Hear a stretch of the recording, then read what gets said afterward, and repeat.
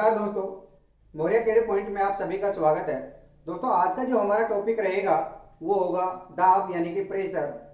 तो समझते हैं दाब होता क्या है और इनसे रिलेटेड जो क्वेश्चन है वो एग्जाम में किस प्रकार से बनते हैं, उन सब के बारे में डिस्कस करेंगे। तो दाब को समझने के लिए यहाँ पर मान लेते दोस्तों कोई वस्तु है इस प्रकार से धरातल पर रखी हुई है, ठीक है। यहाँ इस वस्तु की सतह पर क्या लगाया गया है, फोर्स यानी कि बल। और दोस्तों ये वस्तु जो है मान लेते हैं क्यूबॉइड है इस प्रकार से 3D में, ठीक है। ये वस्तु इस प्रकार से है तो इसकी सतह पर यहाँ पर जो बल लग रहा है वो कितना है, एफ है। यानी कि इसकी यहाँ टोटल सरफेस पे जो बल लगने वाला है वो क्या है, एफ है। और मान लेते हैं ये जो सरफेस है इसका एरिया कितना है दोस्तों, कैपिटल ए है। और यहाँ पे इसका एरिया निकाल सकते हो आप, क्योंकि ये जो सतह होगी सरफेस होगी वो आयताकार होगी तो इसका जो क्षेत्रफल होगा वो लंबाई गुणा चौड़ाई होगा। तो यहाँ पर एकांक क्षेत्रफल पर जो लगने वाला बल है उसे क्या कहते हैं दोस्तों, दाब कहते हैं। तो मैं ये कह सकता हूं कि जो दाब होगा वो क्या होगा, एकांक क्षेत्रफल पर लगने वाला बल, ठीक है। प्रेशर को डिनोट करते हैं पी से, तो P इक्वल टू क्या हो जाएगा, F अपॉन ए, ठीक है दोस्तों। इसका मतलब क्या है, एकांक क्षेत्रफल पर लगने वाला बल। F का मतलब क्या है, यहाँ पर बल है, और A का मतलब क्या है, यहाँ पर क्षेत्रफल है, ठीक है दोस्तों। अब इसके बारे में बात करते हैं कि इसकी इकाई यानी कि यूनिट क्या होगी।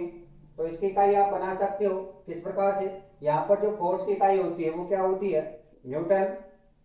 और यहाँ पर जो एरिया है, एरिया की इकाई क्या होती है दोस्तों, मीटर स्क्वायर, ठीक है। तो यहाँ पर इकाई क्या बन गई है, न्यूटन पर मीटर स्क्वायर। और दोस्तों इसे ही बोलते हैं पास्कल यानी कि पी ए। पास्कल एक ब्लेज पास्कल जो वैज्ञानिक है उनके नाम पर ये रखा गया है।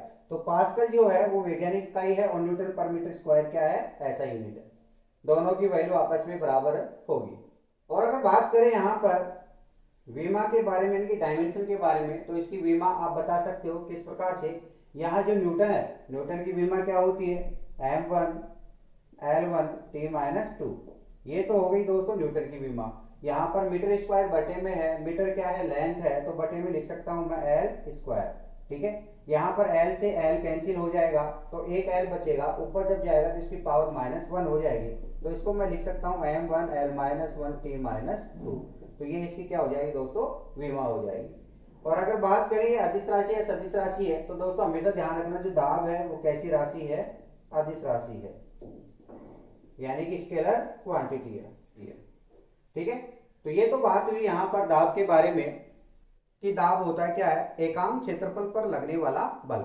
और यहाँ पर यदि इसके फॉर्मूले की बात करेंगे तो क्या हो जाएगा, P equal to F upon A, ठीक है। यहाँ पर एफ क्या है, बल है, और ए क्या है, क्षेत्रफल है। और यहाँ पर आप देख सकते हो कि एरिया की वैल्यू यदि बढ़ाते जाएंगे तो प्रेशर क्या होता जाएगा, कम होता जाएगा, क्योंकि ये दोनों एक दूसरे के व्युत्क्रमानुपाती यानी कि रेसिप्रोकल है, ठीक है। और यदि एरिया को कम करते जाओगे तो यहाँ पर दाब की जो वैल्यू है वो बढ़ती जाएगी। तो यहाँ पर आप कह सकते हो कि एरिया बढ़ाने पर जो P है वो क्या होगा, घटेगा, या इसका विपरीत एरिया घटाने पर जो P होगा वो बढ़ेगा, ठीक है। तो इस चीज का भी आपको ध्यान रखना है दोस्तों। अब बात करते हैं क्या द्रव और गैस दाब लगाते हैं, तो इसका आंसर होगा हाँ, क्योंकि द्रव भी अपना दाब लगाते हैं और जो गैस होती है कि वायु होती है वो भी अपना दाब लगाती है, जिसे वायुमंडलीय दाब कहते हैं। तो अब देखते हैं द्रवों के कारण लगने वाला दाब और वायु के कारण लगने वाला दाब। तो यहां पर बात करेंगे द्रवों में दाब किस प्रकार से लगता है, यानी कि लिक्विड में दाब किस प्रकार से लगेगा। तो यहां पर देखते हैं, मान लेते हैं दोस्तों इस प्रकार से एक पात्र है, ठीक है। इसमें कोई भी लिक्विड भरा हुआ है, थोड़ी देर के लिए मान लेते हैं कि इसमें क्या है, पानी भरा हुआ, इसकी सतह इस प्रकार से है। और मान लेते हैं दोस्तों इसकी जो गहराई है, यानी कि इसकी सतह से जो गहराई है, यानी कि इसकी ये जो ऊंचाई है वो क्या है, h है, ठीक है। और ये जो पानी भरा हुआ है, मान लेते हैं इसका जो घनत्व है, डेंसिटी है, वो क्या मान लिया अपन ने, d मान लिया।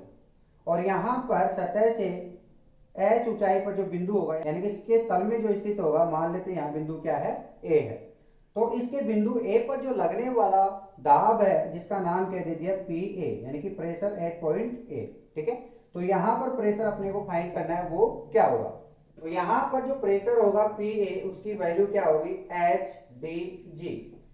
ठीक है दोस्तों, जहां पर एच क्या है, ऊंचाई, या फिर इसको आप गहराई कह सकते हो, और इसकी इकाई किसमें होगी, मीटर में होगी। डी यहाँ पर क्या है, जो भी लिक्विड है उसका घनत्व, यहाँ पर पानी है तो पानी का घनत्व यानी कि डेंसिटी होगा, और इसकी जो इकाई होगी क्या होती है, केजी पर मीटर क्यूब। ठीक है, और जो जी है वो आप जानते हैं, एक्सीलरेशन ड्यू टू ग्रेविटी यानी गुरुत्वीय त्वरण होता है, और इसकी जो वैल्यू होती है 9.8 मीटर पर सेकंड स्क्वायर। यहाँ पर मीटर पर सेकंड स्क्वायर क्या होती है, इसकी इकाई होती है। दोस्तों ये फॉर्मूला किस प्रकार से आया, ये आप देख सकते हो, ये अलग फॉर्मूला नहीं है। जिस प्रकार से हमने बात की थी दाब के बारे में, तो दाब होता है क्या, P equal to F upon A होता है। ठीक है, और यहाँ पर जो द्रव में दाब लगेगा वो किसके कारण लगेगा, यहाँ पर भार के कारण। जो दाब लगेगा वो किसके कारण लगेगा, भार के कारण। भार क्या होता है दोस्तों, W। ठीक है, W बराबर अपन मान के क्या चलते हैं, mg। ठीक है, तो ये चीज आप यहाँ पर देख सकते हो कि जो F होगा यहाँ पर क्या लगेगा, W डिवाइड में क्या है, A है, और W बराबर क्या होता है दोस्तों, mg, और बटे में क्या है, A है। m यहाँ पर द्रव्यमान है। यदि इस लिक्विड का द्रव्यमान निकालना है तो किस प्रकार से निकाल सकते हो, क्योंकि द्रव्यमान तो नहीं दे रखा है, इसका घनत्व दे रखा है, और अपन जानते हैं जो घनत्व D इक्वल टू क्या होता है, m अपॉन v, यानी कि द्रव्यमान बटे आयतन। तो यहां से m की वैल्यू आप निकाल सकते हो, D इंटू वी होगा। ठीक है, यानी कि घनत्व गुना आयतन। और यहाँ पर D इंटू जो आयतन होता है वह क्या होता है, इसका जो सरफेस एरिया है यानी कि सतह का क्षेत्रफल है, उसको मल्टीप्लाई कर दे किससे, ऊंचाई से, तो क्या आ जाएगा, आपका आयतन आ जाएगा। तो यहाँ पर लिख सकता हूँ, इसका मान लिया एरिया A है, तो A इंटू एच। ठीक है, तो A इंटू एच क्या हो जाएगा, आयतन हो जाएगा। तो यहाँ पर m की वैल्यू आप रख सकते हो डी ए एच। तो यहाँ पर मैं वैल्यू रख रहा हूँ P इजगल टू m की जो वैल्यू है यहाँ पर रख दिया मैंने डी ए एच, और साथ में क्या है, g है, बटे में क्या है, यहाँ पर a है। a से a कैंसिल हो जाएगा, आपका जो वैल्यू बचेगी क्या है, एच डी जी। तो इस प्रकार से लिख सकता हूँ एच डी जी क्या होगा, आपके दाब होगा, यानी कि प्रेशर होगा। तो यहाँ से अलग से कोई फॉर्मूला नहीं है, आपको ध्यान रखना है कि द्रवों में जो दाब लगेगा वो क्या होगा, एच डी जी। यहाँ पर जो घनत्व है उसका संकेत डी लिया है, या फिर घनत्व को आप रो भी मान सकते हो। ठीक है, अगर डी नहीं मानते तो इसको आप रो भी मान सकते हो। तो आपका जो फॉर्मूला होगा वो क्या हो जाएगा, एच रो जी हो जाएगा। ठीक है दोस्तों, तो ये बात की हमने द्रवों में जो दाब लगेगा उनके बारे में। और दोस्तों यहां से जो ऊंचाई लेंगे वो हमेशा ध्यान रखना है, इसकी सतह से लेंगे। ठीक है, तो मान लेते हैं दोस्तों एक तो बिंदु यहाँ पर A है, इसी प्रकार से यहाँ पर एक बिंदु मान लिया कौन सा है, B है, और यहाँ पर बिंदु कौन सा है, C है, और यहाँ पर बिंदु कौन सा है, D है। इस प्रकार से 4 बिंदु हैं। और मान लेते हैं दोस्तों C के बराबर में यहाँ क्षैतिज में एक बिंदु क्या है, E है, और इधर एक बिंदु क्या है, F है। इस प्रकार से अलग अलग बिंदुओं पर मैं यहाँ पर दाब के बारे में बात करने वाला हूं कि इनका दाब क्या होगा। ठीक है, तो जिनकी ज्यादा ऊंचाई होगी उनका दाब भी ज्यादा होगा। तो ऊंचाई जो है वो कहां से देखेंगे, ऊपर से। इसका मतलब गहराई देखना आपको। एच का मतलब दोस्तों क्या है, गहराई के बारे में आप बात कर सकते हो। तो यहाँ पर गहराई देखें, सतह से सबसे पास वाला बिंदु ये है, तो यहाँ पर दाब कम होगा। उससे नीचे आएंगे तो ये वाला बिंदु, यहाँ पर दाब ज्यादा होगा। उससे ज्यादा दाब बी पर होगा। सबसे ज्यादा दाब कहाँ पर होगा, ए पर होगा। तो मैं ये कह सकता हूँ पी पॉइंट, अगर डी की बात करेंगे सबसे कम होगा, इससे ज्यादा किसका होगा, pressure 8 point C, pressure 8 point B, और प्रेशर 8 पॉइंट ए पर सबसे ज्यादा होगा और डी पर वैल्यू सबसे कम होगी, किनकी, दाब की। ऐसा क्यों होता है, आप कह सकते हो कि गहराई बढ़ने पर दाब का मान बढ़ने लगता है। अगर गहराई बढ़ेगी तो इसके दाब का मान भी बढ़ता हुआ जाएगा। और दोस्तों गहराई समान है, जिस प्रकार से यहाँ पर 3 बिंदुओं की बात करते हैं, एफ, सी और ई, तीनों के तीनों क्षैतिज अक्ष में यानी कि समांतर हैं। तो इन तीनों बिंदुओं का जो दाब होगा वो क्या होगा, समान होगा। तो आप ये कह सकते हो कि जो प्रेशर होगा एफ बिंदु पर, और जो प्रेशर होगा सी बिंदु पर, और जो प्रेशर होगा ई बिंदु पर, ये तीनों के तीनों क्या होंगे, समान होंगे।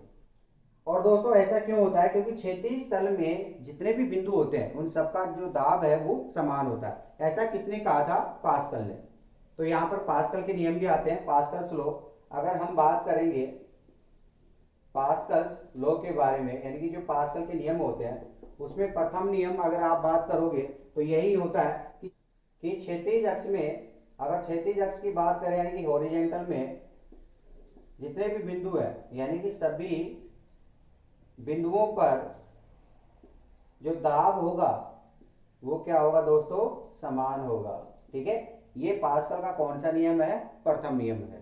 इसी प्रकार से बात करें इसके द्वितीय नियम की, द्वितीय नियम क्या कहता है कि जो बिंदु है जहां पर, इस प्रकार से बात करेंगे, यहां पर एक बिंदु है तो इसके चारों तरफ जो दाब लगेगा यानी कि चारों तरफ क्या करेगा, दाब को समान वितरित करता है, चारों तरफ समान रूप से वितरित करता है। तो आप ये कह सकते हो किसी बिंदु पर लगने वाला दाब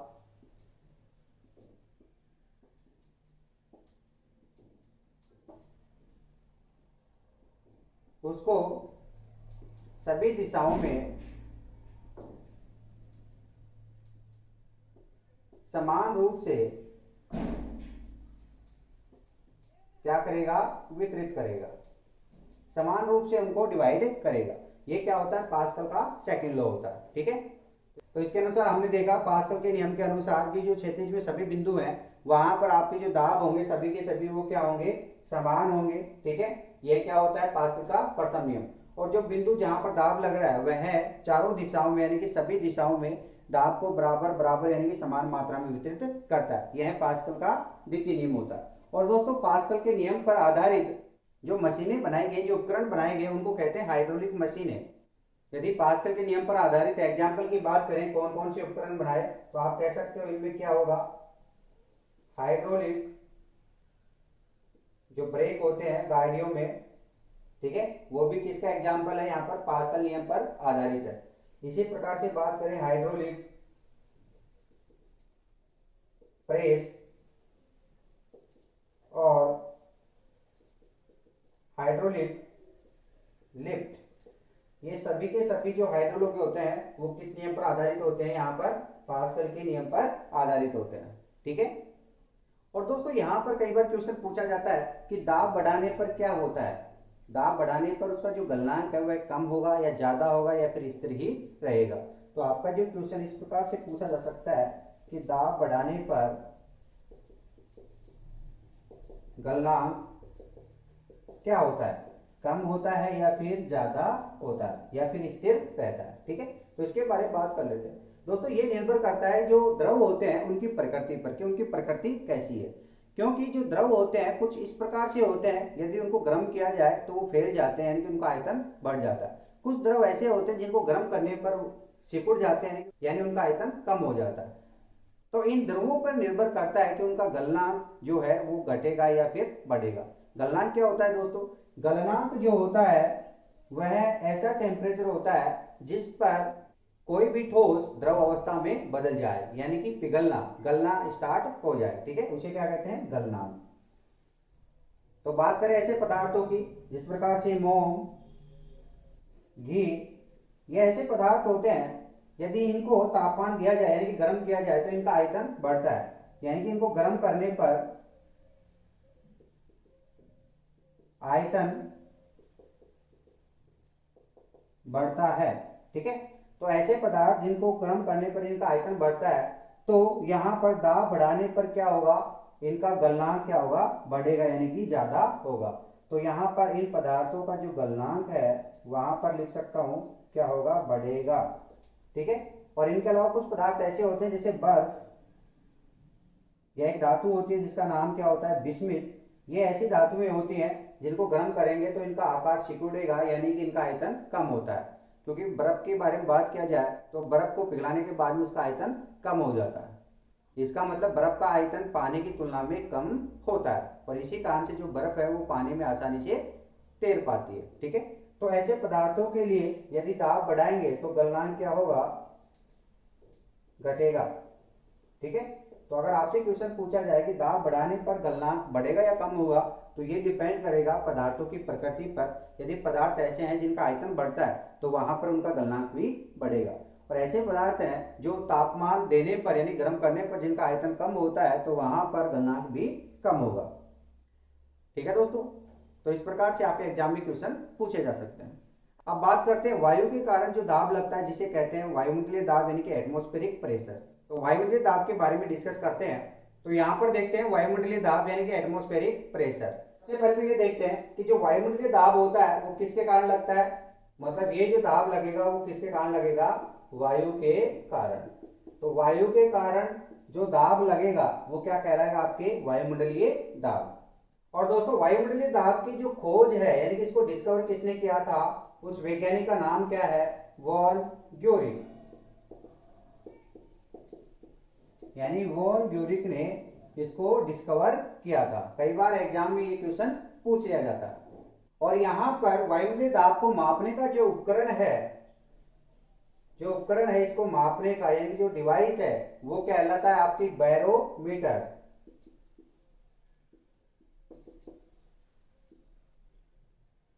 जिसको बोला जाता है वायु दाब मापी, यानी कि जिसके द्वारा वायु दाब मापा जाता है। ठीक है। और यहां पर जो बैरोमीटर है इसकी खोज किसने की थी दोस्तों, ये भी आपसे पूछा जा सकता है। इसकी खोज की थी फोर्टीन ने। यानी कि इसकी जो खोज है वायु दाब मापी की वो किसने की थी, जो वैज्ञानिक है फोर्टीन, उन्होंने की थी। अब बात करते हैं यहाँ पर जो वायुमंडलीय दाब है इसकी इकाई क्या होती है। ठीक है। तो इसकी बहुत सारी इकाइयां होती हैं, कौन कौन सी होती है इनके बारे में देख लेते हैं। एक तो होता है एटीएम। यानी कि 1 एटीएम इसकी इकाई होती है। क्यों होती है, क्योंकि यहाँ पर आप देख सकते हो एटमॉस्फेरिक, इसकी शॉर्ट फॉर्म क्या होती है, एटीएम। तो वायुमंडलीय दाब जो होता है उसकी इकाई एटीएम भी होती है। ठीक है। और यहाँ पर आप देख सकते हो कि जो इसका उपकरण है क्या है, बैरोमीटर। तो यहाँ इसका शॉर्ट क्या है, BAR यानी कि बार। तो यहाँ पर इसकी एक और इकाई हो गई, कौन सी होगी, बार, यानी कि BAR। ठीक है। ये इसकी दूसरी इकाई हो जाएगी। और दोस्तों अपन ने देखा था कि वायुमंडलीय जो दाब है वो एक प्रकार का दाब भी होता है। तो यहाँ पर इसकी एक और इकाई लिख सकते हो क्या, न्यूटन पर मीटर स्क्वायर, या फिर आप बोल सकते हो पास्कल। ठीक है। ये भी इनकी इकाइयां होंगी। लेकिन ध्यान रखना एक एटीएम या एक बार में कितने पास्कल होते हैं, 10 की पावर 5। ठीक है। तो ये भी पूछा जा सकता है कि एक बार में कितने न्यूटन पर मीटर स्क्वायर होते हैं, तो भी आपका आंसर क्या होगा, 10 की पावर 5। क्योंकि यहाँ पर न्यूटन पर मीटर स्क्वायर और पास्कल ये दोनों आपस में क्या है, बराबर है। और 1 एटीएम का मतलब क्या होता है दोस्तों, 1 बार, ये दोनों आपस में बराबर है। ठीक है। तो क्वेश्चन किसी भी प्रकार से पूछा जा सकता है। इसी प्रकार से बात करें, एक और इकाई होती है इसकी जिसको बोला जाता है टॉर। टॉर जो है वो वायु दाब की इकाई होती है। ठीक है। और एक टॉर बराबर कितना होता है, तो ये आप कह सकते हो कि 133.8 क्या होता है, पास्कल होता है। किसमें, एक टॉर बराबर। तो यहां पर जो टॉर है वो भी क्या हो गई, आपके वायु दाब की इकाई हो गई। ठीक है दोस्तों। और इसकी एक और इकाई होती है, जिस प्रकार से हम बात करें, मान लेते ये कोई पात्र है, इसमें एक वायुमंडलीय दाब के कारण इस पात्र में जो Hg यानी कि पारा है वो कितनी ऊंचाई तय करता है, कितना mm में बढ़ता है। तो एक्सपेरिमेंट में ये पाया गया कि एक वायुमंडलीय दाब के कारण ये जो पारा है कितनी ऊंचाई प्राप्त कर लेता है, 760 mm। ठीक है। यानी कि मिलीमीटर, 760 मिलीमीटर ये जो पारा है ऊंचाई गेन कर लेता है, किसके कारण, वायुमंडलीय दाब के कारण। तो इसकी एक और इकाई जिसको आप कह सकते हो mm ऑफ Hg। Hg मतलब पारा, यानी कि पारा जो है कितना mm ऊंचाई गेन करता है। ठीक है। और यदि बात करें एक एटीएम की, यानी कि एक बार में या एक एटमॉस्फेरिक प्रेशर में कितने mm वो Hg रहता है, तो आपका आंसर क्या होगा, 760। तो ये इकाई भी आपको कई बार पूछ ली जाती है। बार में या फिर एक एटीएम में कितनी ऊंचाई तय करता है, कौन, पारा। तो आपका आंसर क्या होगा, 760 mm। ठीक है। और इस प्रकार से इकाई बन चुकी है 760 mm ऑफ Hg। ठीक है दोस्तों।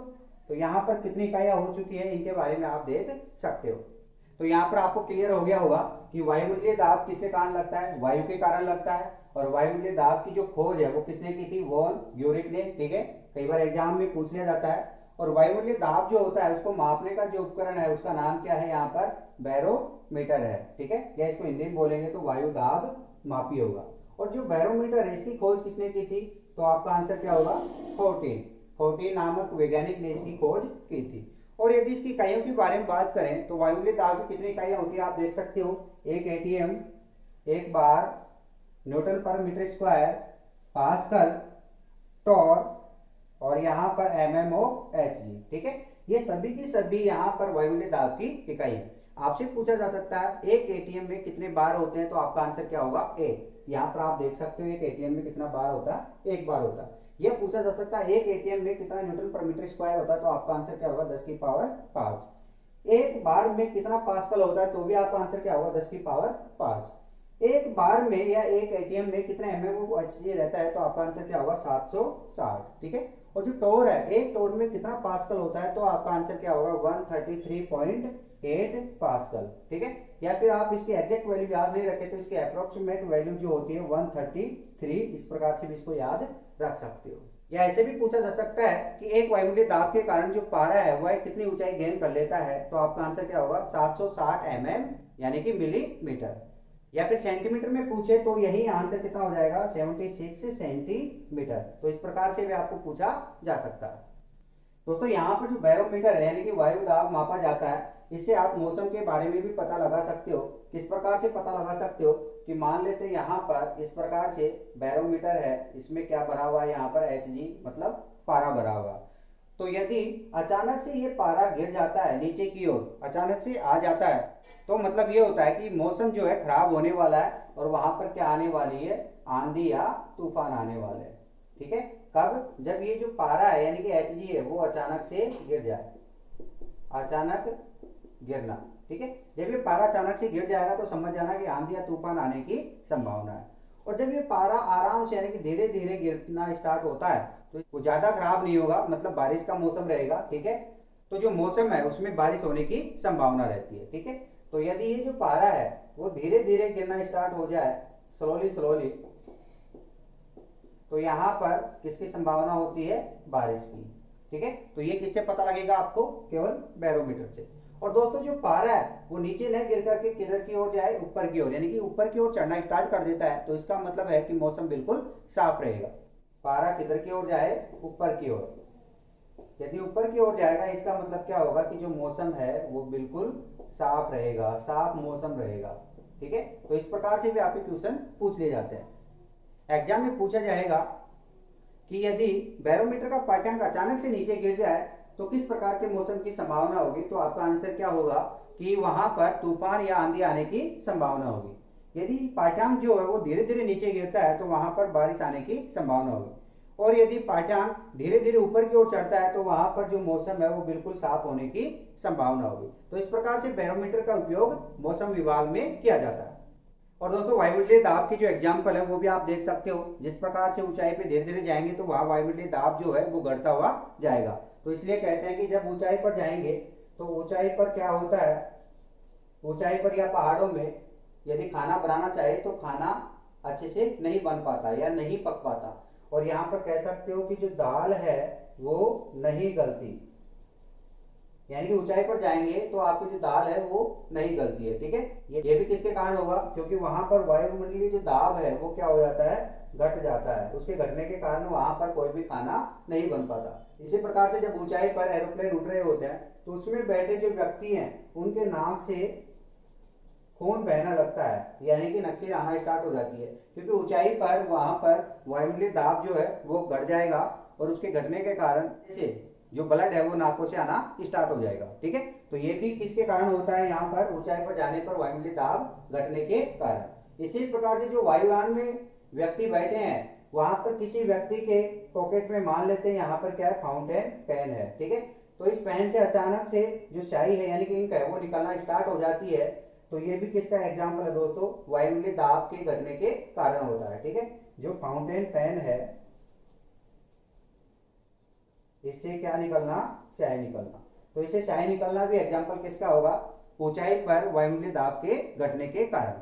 ठीक है दोस्तों, तो ये जो बात की हमने वायुमंडलीय दाब के बारे में बात की है जो कि वायु के द्वारा लगता है, और इनसे रिलेटेड जो क्वेश्चन एग्जाम में किस प्रकार से आ सकते हैं उनके बारे में भी डिस्कशन किया है। तो आज के लिए इतना ही, मिलते हैं फिर नेक्स्ट वीडियो में। धन्यवाद।